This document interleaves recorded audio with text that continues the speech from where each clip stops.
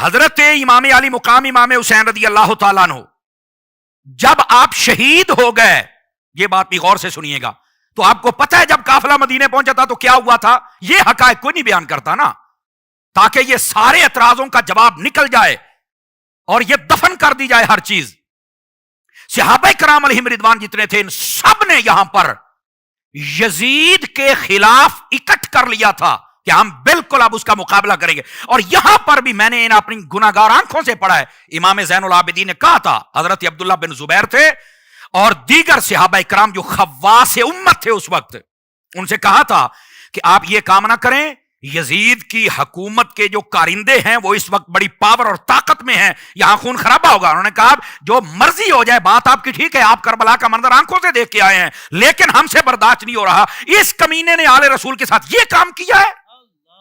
صحابہ کرام جب کھڑے ہوئے تو آپ کو معلوم ہونا چاہیے، اگر صحابہ کرام یزید کے ساتھ تھے یا اس کی بیعت کر لی تھی یا پھر بعد میں اس کے ساتھ رہے تھے، تو پھر اس یزید نے مدینے پر حملہ کیوں کیا؟ یہ بھی تو بتاؤ نا۔ کربلا کے اندر تو 72 شہید ہوئے، بالکل اس نے بہت ظلم کیا، اس میں کوئی شک نہیں، لیکن حسین نے بھی صبر کر کے بتا دیا اگر تو ظلم کرنا جانتا ہے تو میں علی کا بیٹا ہوں، میں صبر کرنا بھی جانتا ہوں۔ لیکن یہ بھی تو بتاؤ نا مدینے میں کیا ہوا، مکے میں کیا ہوا؟ مدینہ شریف کے اندر جو صحابہ کرام علیہم رضوان کا کردار تھا، جب پتا چلا کہ یہ کام ہو گیا،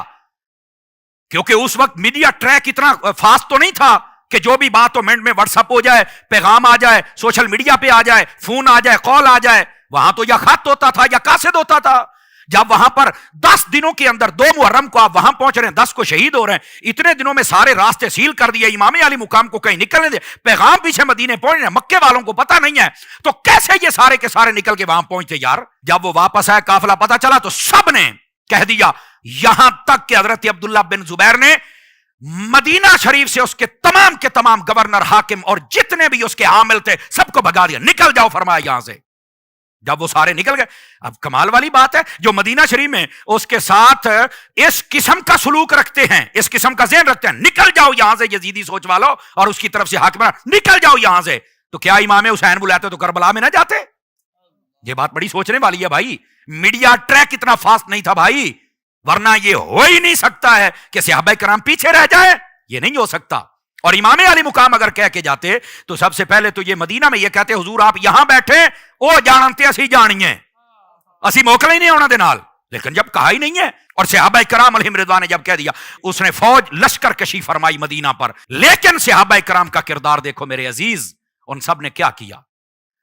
ان سب نے ڈٹ کے سامنے کھڑے ہو گئے کہ آل رسول کے ساتھ تم نے غلط کیا۔ حالانکہ امام زین العابدین کا مشورہ تھا کہ ابھی تم طاقت میں آ جاؤ پھر یہ کام کرنا، ابھی وہ پوری پاور اور طاقت میں ہے۔ سمجھ آ رہی ہے میری بات کی؟